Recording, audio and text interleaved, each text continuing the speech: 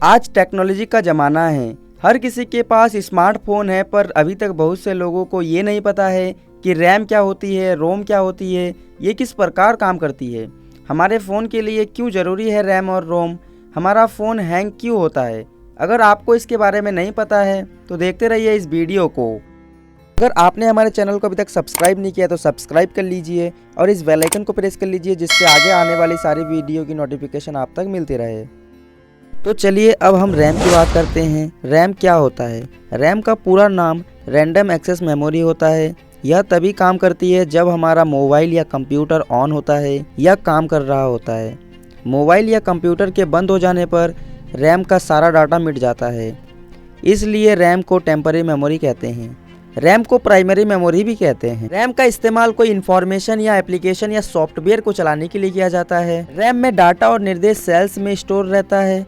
प्रत्येक सेल कुछ रोज and column से मिलकर बना होता है, जिसका अपना यूनिक एड्रेस होता है, जिसे सेल पाथ भी कहते हैं। सीपीयू इन सेल्स से अलग अलग डाटा प्राप्त कर सकता है। इसके बाद बात करते हैं टाइप्स ऑफ रैम की। तो रैम दो प्रकार के होते हैं। फर्स्ट है स्टैटिक रैम यानी एस रैम। इस प्रकार की रैम में डेटा 6 ट्रांजिस्टर मेमोरी सेल की स्थिति का उपयोग करके संग्रहित किया जाता है। स्टैटिक रैम का उपयोग ज्यादातर प्रोसेसर सीपीयू के लिए कैच मेमोरी के लिए किया जाता है। अब है डायनेमिक रैम। डायनेमिक रैम यानी डी रैम। यह एक ऐसी रैम है जो आपको एक विशिष्ट संधारित्र सर्किट के अंदर एक अलग संधारित्र में प्रत्येक बिट डेटा को संग्रहित करने की अनुमति देता है। डायनेमिक रैम कई आधुनिक डेस्कटॉप की एक मानक कंप्यूटर मेमोरी है। अब देखते हैं एस रैम और डी रैम में क्या अंतर होता है। एस रैम में इंफॉर्मेशन को संग्रहित करने के लिए ट्रांजिस्टर का उपयोग किया जाता है। इसमें कैपेसिटर का उपयोग नहीं किया जाता है, जिस कारण इसे रिफ्रेश करने की जरूरत नहीं पड़ती है।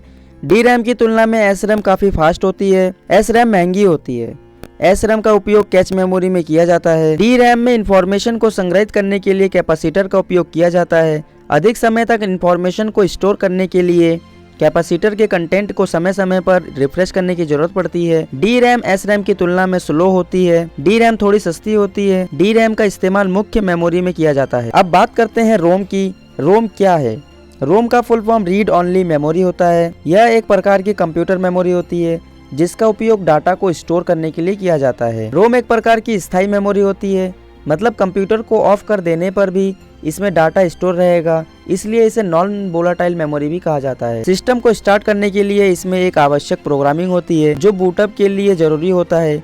यह प्रमुख इनपुट आउटपुट कार्य करता है और प्रोग्राम या सॉफ्टवेयर निर्देश रखता है। अब बात करते हैं टाइप्स ऑफ रोम की। रोम कितने प्रकार के होते हैं? P ROM, M ROM, E P ROM, E P ROM, A ROM. अब जानते हैं बेसिकली रोम क्या काम करता है। जब हम कोई फोटो, वीडियो, ऑडियो, डॉक्यूमेंट या कोई भी एप्लीकेशन डाउनलोड या इंस्टॉल करते हैं तो वह सब कुछ रोम में सेव हो जाता है। रोम में मोबाइल का पूरा डाटा सेव रहता है। जब आप कोई एप्लीकेशन स्टार्ट करते हैं तो वह हमारी रैम पर काम करता है, लेकिन जब तक आप उसे स्टार्ट नहीं करते हैं तब तक वह रोम में ही सेव रहता है। रोम में एक्सटर्नल भी कुछ ऐड कर सकते हैं, जैसे कि मोबाइल में चिप रहती है और कंप्यूटर में पेन ड्राइव, हार्ड ड्राइव, यह सब रोम का ही प्रकार है। तो उम्मीद करता हूँ कि आपको रैम रोम समझ आ गया होगा कि रोम क्या है, रैम क्या है, रोम और रैम कैसे काम करती है और इनमें अंतर क्या होता है। तो इस वीडियो में बस इतना ही। दोस्तों, अगर आपने इस वीडियो को लाइक नहीं किया है तो लाइक कर दीजिए